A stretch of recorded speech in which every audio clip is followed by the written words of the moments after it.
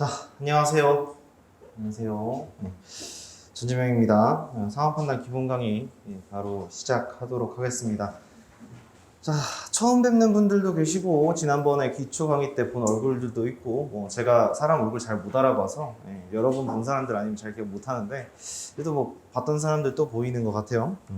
그래서 제가 이번 시험까지 여러분들 도울 수 있을 것 같아서 굉장히 좀 기쁜 마음이고, 여러분들이 저를 선택해 주신 만큼 저도 여러분들한테 도움이 될 수 있는 강의를 하도록 하겠습니다.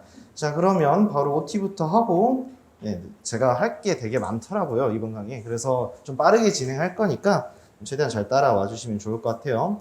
매번 할 때마다 부끄러운 이제 저의 소개인데, 그냥 서울대 나왔고 이제 대학원 다니다가 이제 대학원 끝날 때 돼서 이제 졸업 논문 안 쓰고 로스쿨로 도망간 사람이다, 이렇게 생각을 하시면 되고, 베리터스에서 사원 판단하고 있고요. 법률저널에서 579 리트 검수 해설위원 했고요.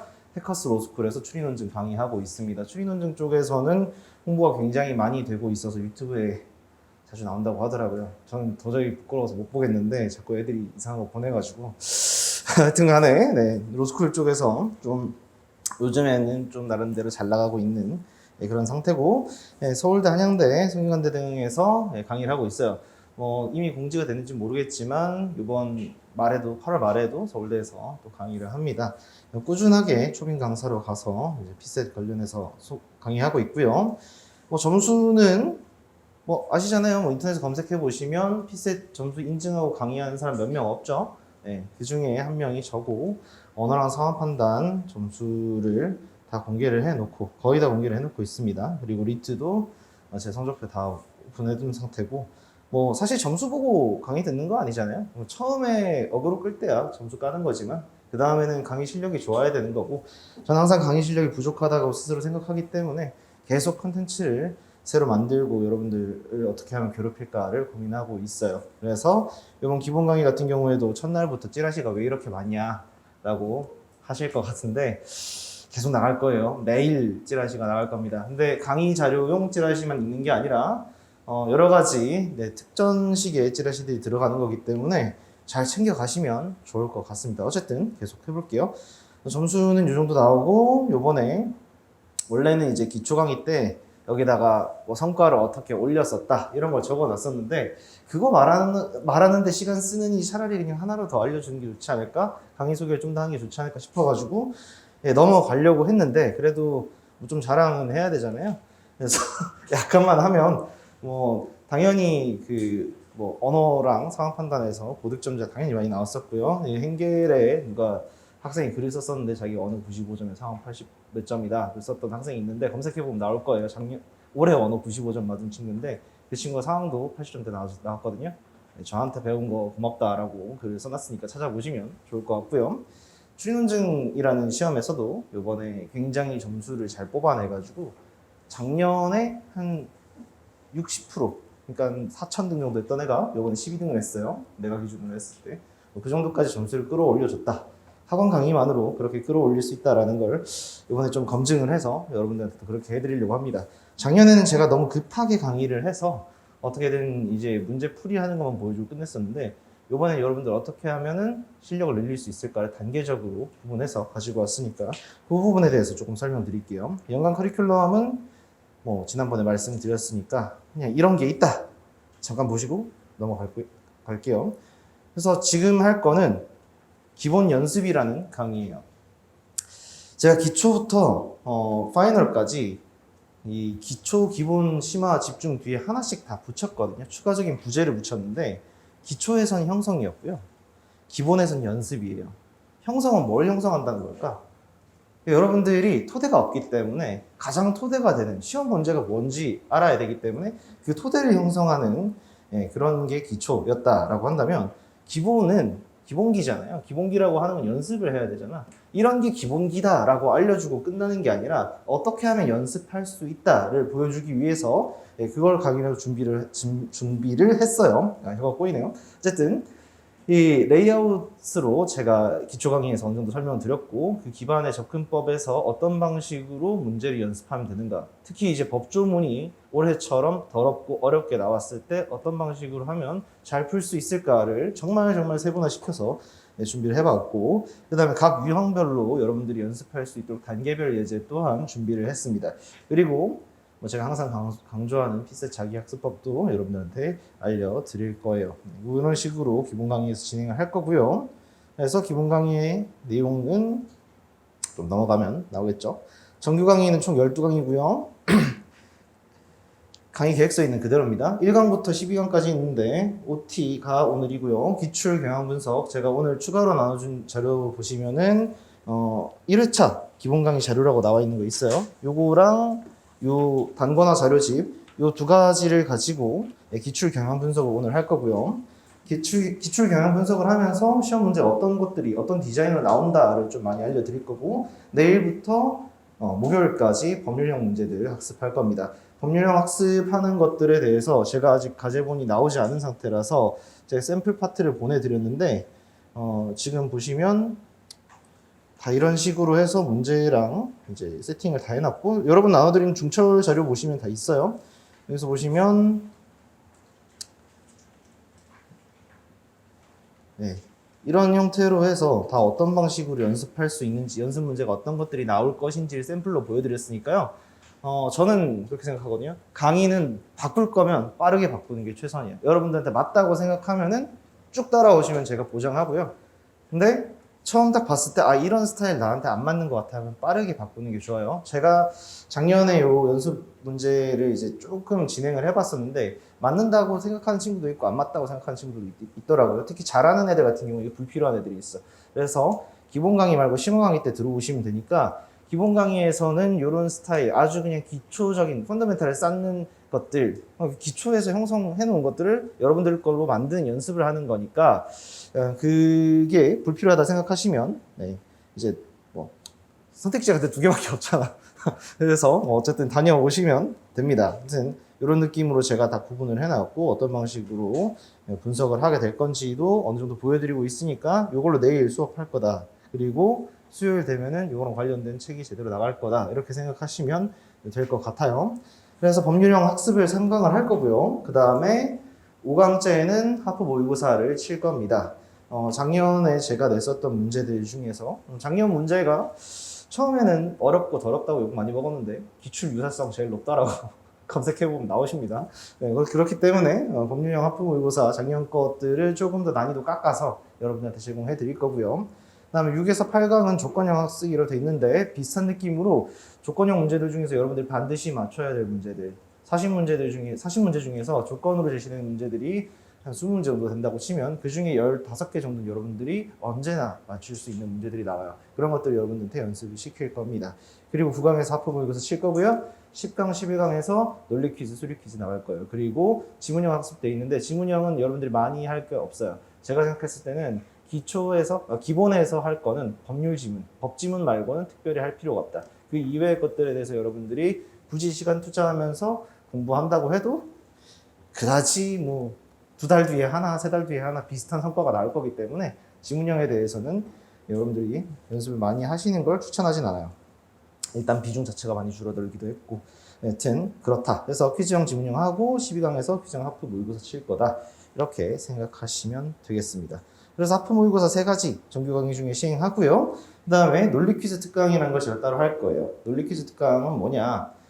언어 논리, 그리고 상황 판단, 그리고 추리 논증, 그리고 입법 고시, 뭐 이렇게 4가지 시험이 있다라고 했을 때 이 시험들에 있는 논리 퀴즈 문제를 제가 다 소팅을 해드릴 겁니다. 전부 다 소팅을 해드릴 거고요. 그 중에서 비슷하다 싶은 것들끼리 묶어서 제가 이전에 막 묶어놓은 자료가 있는데 그걸 좀 더 보강을 해서 여러분들한테 3번에 걸쳐서 강의를 해드릴 거예요.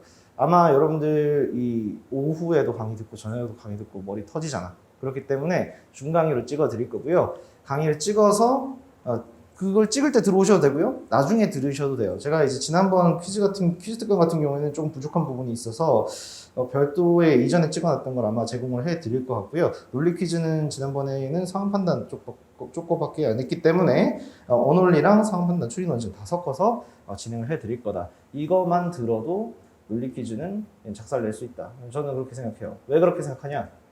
저는 논리 퀴즈 문제 풀 때 그 문장을 기호화를 하지 않아요. 그리고 그다지 생각 없이 풀어요. 무지성으로 문제를 풀 수 있다고. 그걸 논리 퀴즈에서 어떻게 하는지 제대로 보여드릴 거니까 이 특강도 들으시면 좋을 것 같아요. 그리고 자료 제공하고 매주 수요일이라고 제가 아마 공지를 했던 것 같은데 밤 11시부터 진행을 할 것 같습니다. 1시간 반 정도라고 해놓고 2시간, 3시간 될 수도 있으니까 늦점 잘 생각하시고 오시면 좋을 것 같아요. 뭐 이런 것들이 제공이 된다. 이렇게 하시면 될 것 같습니다. 그래서 기본 강의에서 하고자 하는 거는 문제풀이 단계별 학습으로 대응력 강화. 와, 완전 리더다. 그죠? 그대로 쭉 읽었어요. 대응력 강화가 가장 포인트입니다. 여러분들이 문제를 단계별로 풀면은 어떤 순서에서 함정이 들어가 있는지를 알 수가 있어요. 항상 여러분들은 문제를 통으로 풀어요. 물론 여기서 완전 초시생이라면 그럴 일이 없을 수도 있겠지만 시중에 나와 있는 교재 중에서 단계별로 문제를 푸는 교재는 없어요. 저는 그거는 거의 확실하다고 봐요. 물론 논리학 쪽에는 있지. 논리학 쪽에는 있지만 상황 판단에서 뭐 법의 표제를 잡아봐라. 법의 구조를 잡아봐라. 아니면은 선지에 있어서 어느 부분에 함정이 나올 수 있는지를 따로 뽑아서 분석해봐라. 이런 거 시키는 데가 없어요. 근데 이게 기본이라고. 여러분들이 제일 못하는 거라고. 그걸 여러분들이 할 수 있도록 만들어주기 위해서 단계별 학습을 만들었고 그 과정을 통해서 여러분들이 문제풀이의 순발력과 대응력이 길러질 거다. 저는 이렇게 자신하고 있습니다. 그 다음에 경향 변화가 굉장히 많이 있었어요. 2022년도에 문제, 물론 경향 변화라는 게 아무래도 감수자 빨이 크긴 한데 그래도 경향 변화에 기민하게 대응하는 학습 전략이라는 거를 제공해 드리기 위해서 행시, 민경채 그리고 입시를 한 번에 드리는 거예요. 그리고 오늘 이 부분에 대해서 최대한 많이 말씀을 드릴 겁니다. 그리고 여러분들이 저의 강의를 따라오다 보면은 일단 그런 생각이 들 거예요. 이렇게 하는데 점수가 안 오르면 그냥 난 접고 나가야 되겠다.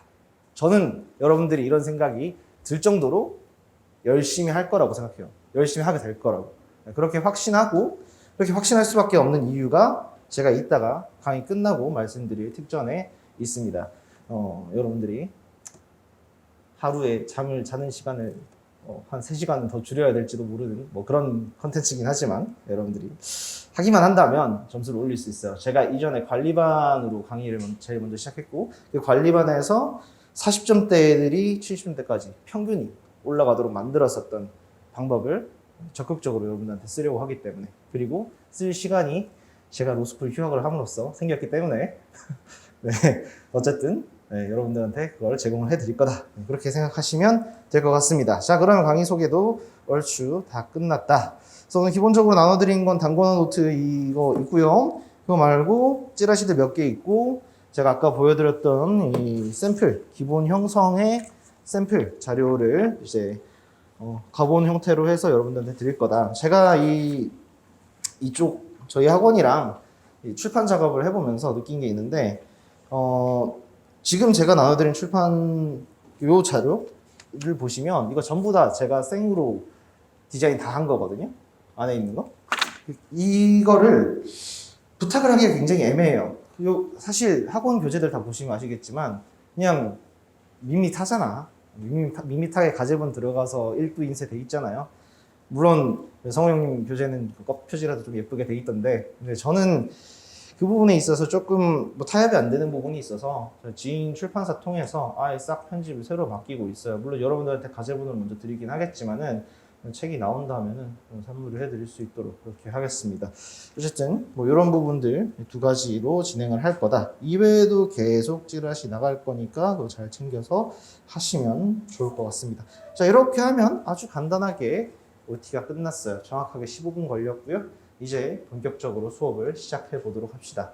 OT 길게 하면은 한 1시간 날먹한 느낌이 들어서 나는 좋은데 여러분들은 싫지 않아요. 네, 그래서 바로 진행하도록 하겠습니다. 자, 그러면 일단 오늘 단권화 노트라고 드린 거부터 한번 볼게요. 이거랑 핸드아웃 1번 같이 보시면 좋을 것 같아요. 이 단권화 노트라고 하는 거는 2022년도에 나와 있는 모든 기출문제, 그러니까 3가지 기출문제 다 집어 넣은 거예요. 그리고 입법고시도 제가 넣어놨는데 여기는 오타가 좀 있어요. 여러분들이 좀 찾아주셔야 돼. 왜 그러냐? 이걸 다 손으로 썼기 때문이지. 여러분들 나중에 입법고시 홈페이지 들어가서 보시면 PDF로 올라와 있어요. 전부 다 수기로 쳐야 되는 규지 같은 포맷으로 올라와 있어서 그냥 다 쳤습니다. 그래서 중간중간에 혹시 오타가 있을 수 있는데 만약에 오타를 발견하셔서 저한테 알려주시면 제가 그 부분에 대해서는 뭐 기프티콘이라도 하나씩 쏴드리도록 하겠다. 물론 제가 이미 찾아놓은 것들이 있어요. 그거는 해당 안 되겠죠. 제가 공지는 따로 해드렸으니까 그거 보시면 될 것 같고. 자, 그래서 좀 펼쳐봅시다. 맨 앞에 행시 있고요. 중간에 페이지로 넘겨보시면 페이지 위에 있는 거 보셔야 되겠죠. 7급 공채, 뭐 이거 민경채랑 같이 나오는 거겠죠. 그거 있고, 그 다음에 대충 또 한 요 정도씩 넘겨보시면 입법고시도 있습니다. 밑에 페이지 번호가 다 나와 있어요. 뭐 73페이지가 입법고시네요. 이렇게 세 가지로 구성되어 있고요. 최신 경향부터 이제 검토를 해보도록 하는 그런 시간을 가지도록 합시다. 자, 올해 시험 중에서 행시, 민경채, 입시 중에서 제일 먼저 친 게 뭐다? 당연히 행시겠지. 그 다음 뭐예요? 입법고시죠. 그 다음은 민경채예요. 그러면 다음 시험은 이전 시험의 어떤 특성을 따라갈 수도 있고 안 따라갈 수도 있어요. 근데 따라가는 게 보인다. 그럼 뭐야? 경영에 고착화된 거지. 따라가지 않는 게 보인다. 그러면 내년에는 또 다르게 나올 수도 있다는 거지. 어땠던 것 같아요? 저는 입법고시를 봤을 때는 경영에 고착화되어 있다는 느낌을 좀 안 받았는데 7급이 너무 좀 랜덤하게 나와가지고 내년을 어떻게 예측해야 되냐를 좀 고민을 하고 있어요. 안 그래도 혹시 5급도 1, 3교시 합쳐서 치면 어떡하냐 뭐 이런 이야기도 있더라고요. 학생들 중에서. 그럴 일은 없다고 생각을 하는데 일단 22년도의 경영 변화가 내년에도 지속될 수도 있다. 그럼 지속될 경영 변화라는 게 대체 뭘까? 그럼 간단하게 한번 볼게요. 여러분들이 기출문제를 한 5개년치 풀어봤다 하시는 분. 몇 명 안 되네요. 완전 초보도 계시구나. 그러면 이 기출문제를 안 풀어보신 분들한테 크게 상관이 없어요. 근데 기출문제를 꽤 풀어봤다라거나 작년에 공부를 좀 했다라는 친구들은 아마 이 부분에서 가장 당황했을 겁니다. 흔히 말하는 1324라고 하는 게 있어요. 1번부터 10번까지, 21번부터 30번까지 풀고 11번부터 30번까지, 31번부터 40번까지 풀어라. 이게 난이도가 높아지는 순서다. 뭐 이런 게 있었고 한 시대를 풍미를 했던 지난 10년 정도를 관통하는 게 1324였는데 작년에는 그대로 박살이 났죠. 그냥 앞에 두 개가 어렵고 중간이 오히려 쉬웠어요. 제가 이 기출해설 강의를 찍어보니까 앞에 1번부터 20번까지 중에서 1번부터 10번까지 찍는데 1시간 반이 걸리는데 11번부터 20번까지 찍는데 30분밖에 안 걸리더라고요. 그리고 21번부터 30번까지는 또 1시간 반이 걸리는데 31번부터 40번까지는 1시간이 안 걸려요. 그걸 보면 확실히 난이도가 보이죠? 1번부터 10번까지 그리고 21번부터 30번까지가 오히려 더 어려워졌다. 그러니까 난이도가 이렇게 뭐랄까 쉽다가 어렵다가 아니라 반대로 가더라. 그럴 때 어떻게 해야 될까? 왜 이런 상황이 나왔을까부터 생각을 해봐야 되지. 여러분 예전에는 책형이라는 게 있었어요. 지금도 있죠. 근데 지금은 적용을 안 하고 있죠. 책형을 구분을 안 하잖아. 그 뭐 가형, 나형은 나와 있지만 한 시험에서 두 가지 책형이 나오질 않죠. 그러면 하나의 책형만 나왔을 때는 당연히 기존과 동일한 배열을 할 필요가 없어요. 기존의 배열이라는 거는 두 가지 서로 다른 책형이 있을 때 이 서로 다른 책형끼리의 공정성을 담보하기 위해서 난이도 조정을 비슷하게 해준 겁니다. 그런데 이젠 책형이 하나밖에 없어. 하나밖에 사용이 안 되고 있어. 그러면 당연히 난이도는 모두에게 동일할 거니까 그냥 자기 마음대로 내면 되는 거지. 그렇기 때문에 올해 시험이 굉장히 난이도가 어려운 구성으로 나와 있었다. 실제로 문제를 순서를 바꿔서 풀면 그렇게 어렵지 않아요. 시간이 남아. 안 남을 수도 있죠. 근데 시간이 좀 덜 촉박해요. 근데 순서대로 풀면은 굉장히 힘들 수 있다. 특히 1324를 풀면 힘들 수 있는 그런 시험이었다라고 생각하면 되고, 그럼 내년에 어떻게 해야 되냐? 내년에 책형이 두 개가 나오냐, 하나가 나오냐 보시면 되겠죠. 서로 다른 책형을 준다. 홀짝형이든 가나형이든 준다. 그러면 이거 1번부터 20번까지, 21번부터 40번까지 패턴이 비슷하게 나오겠구나. 그럼 1번부터 20번까지 문제를 풀면서 어려웠던 번호를 21번부터 40번까지 풀 때는 일단 패스하고 쉬운 것부터 풀면 되겠구나. 이런 전략이 있었지. 그리고 또 봤는데 똑같아. 책형이 하나밖에 없어. 그럼 어떻게 해야 돼? 일단은 내 감을 믿어야 되겠지. 그때는 내가 그러니까 문제를 봤을 때 난이도 평가하는 능력을 믿어야 되겠죠. 자, 그때 필요한 게 뭐야? 여러분들이 문제를 보고 난이도를 평가할 수 있는 능력이야. 그걸 뭐라고 해요? 선구안이라고 하죠. 그럼 선구안이라는 걸 여러분들이 길러본 적이 있냐? 라고 했을 때 아마 여기 기본반 듣는 친구들 중에서 뭐 그런 걸 할 이유가 있는 친구도 없을 거고 거의 다 초보일 거니까 그게 아니라 지금 인강으로 듣고 있는 우리 원장님 명언으로는 묵은지 신림동 길고양이 이런 분들이라면 당연히 이제 해보신 적이 있을 건데 선구안을 기르는 연습을 여러분들이 해야 돼요. 그걸 이제 제가 세부적인 문제들을 보여드리면서 많이 시킬 건데 오늘 제가 오프라인 학생들한테 나눠드린 자료가 따로 있을 거예요. 이따가 특전이라고 드리겠다고 해놓은 것 중에서 이미 다 불출은 된 것 같던데 이 두 장짜리가 있어요. 2장짜리 작은 거 한번 볼래요? 제가 오프라인 학생들 위주로 좀 진행을 할 수밖에 없어서 안 좋니?